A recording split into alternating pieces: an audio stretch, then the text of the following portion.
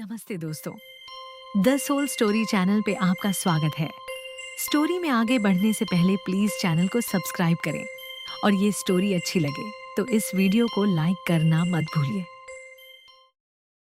विवेक को देखकर लोग अक्सर यही कहते थे कि इसकी शादी किसी बहुत खूबसूरत लड़की से होगी। लंबा कद, अच्छा चेहरा, अच्छी नौकरी और बहुत सलीके से बात करने वाला इंसान। उसके लिए रिश्तों की कोई कमी नहीं थी। लेकिन जब विवेक ने शादी के लिए अपनी पसंद बताई तो घर में सब चौंक गए। लड़की का नाम था सुनीता। वह बहुत साधारण परिवार से थी। उसका चेहरा भी वैसा नहीं था जिसे लोग पहली नजर में देखकर खूबसूरत कहें। विवेक की मां ने उससे पूछा, तुमने सुनीता को ही क्यों पसंद किया? विवेक ने बस इतना कहा, क्योंकि उसके साथ मुझे अच्छा लगता है।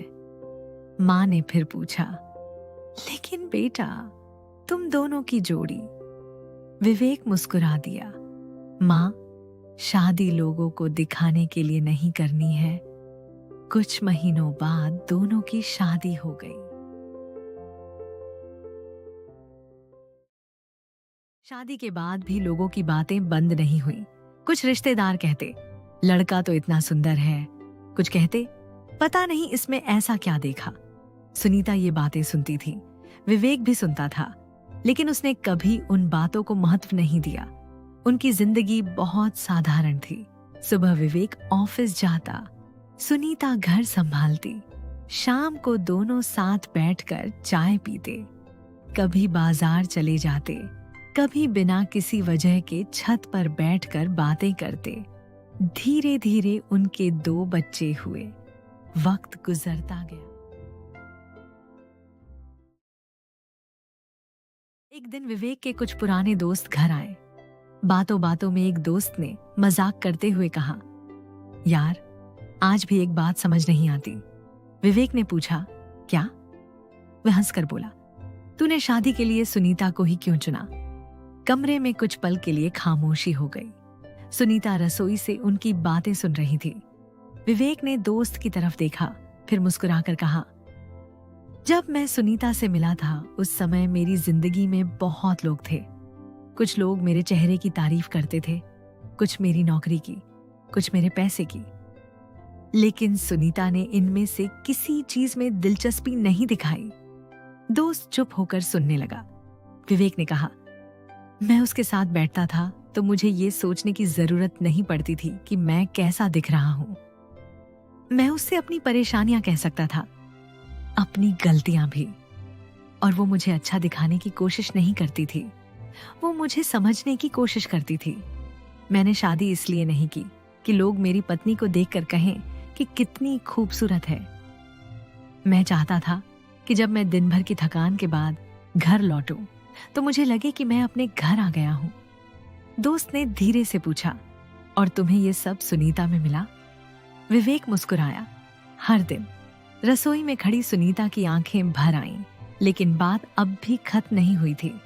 विवेक का दोस्त फिर हंसकर बोला, मतलब तूने कभी ये नहीं सोचा कि तुझे इससे ज्यादा खूबसूरत लड़की मिल सकती थी? विवेक ने इस बार गंभीर होकर उसकी तरफ देखा। मिल सकती थी। दोस्त चुप हो गया। विवेक ने कहा, लेकिन मुझे ऐसी लड़की नहीं चाहिए थी जो सिर्फ खूबसूरत हो।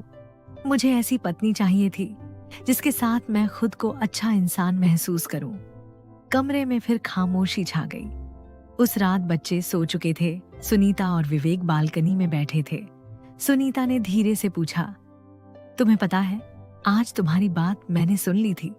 विवेक मुस्कुराया, अच्छा, हाँ। कुछ देर दोनों चुप रहे। फिर सुनीता ने पूछा, एक बात पूछूं? पूछो। जब तुमने मुझे पहली बार देखा था तब तुम्हें क्या लगा था? विवेक ने उसकी तरफ देखा, कि तुम बहुत शांत लड़की हो। सुनीता हंस दी, बस बस। फिर उसने उसका हाथ पकड़ लिया। मुझे नहीं पता था कि तुम मेरी जिंदगी में इतनी जरूरी हो जाओगी। सुनीता ने उसकी तरफ देखा। विवेक ने कहा, तुम्हें पता है लोग तुम्हें देखकर क्या देखते हैं, ये मैं बदल नहीं सकता। लेकिन मुझे ये पता है कि मैं तुम्हें देखकर क्या देखता हूं। सुनीता कुछ नहीं बोली। विवेक ने धीरे से कहा, मुझे वो इंसान दिखाई देता है जिसके साथ मैंने अपनी जिंदगी बिताई है। लोगों को तुम्हारी खूबसूरती दिखाई देती है या नहीं, इससे मुझे कभी फर्क नहीं पड़ा। मेरे लिए तुम वो इंसान हो जिसे देखकर मुझे हमेशा लगा मैं सही जगह पर हूं। सुनीता की आंखों में आंसू थे। विवेक ने उसका हाथ दबाया और दोनों कुछ देर चुपचाप बैठे रहे, क्योंकि कभी कभी प्यार किसी को दुनिया की नजरों में खूबसूरत बनाने का नाम नहीं होता। प्यार बस इतना होता है कि दुनिया चाहे किसी इंसान में कुछ भी देखे, आपको उसमें अपना पूरा संसार दिखाई दे। हर कहानी खत्म नहीं होती, कुछ कहानियां आपके साथ चली जाती हैं। अगर ये कहानी आपके दिल को छू गई हो तो इस सफर का हिस्सा बनिए। चैनल को सब्सक्राइब कीजिए और इस वीडियो को लाइक करना मत भूलिए, क्योंकि हर रात एक नई सोल स्टोरी आपका इंतजार करती है।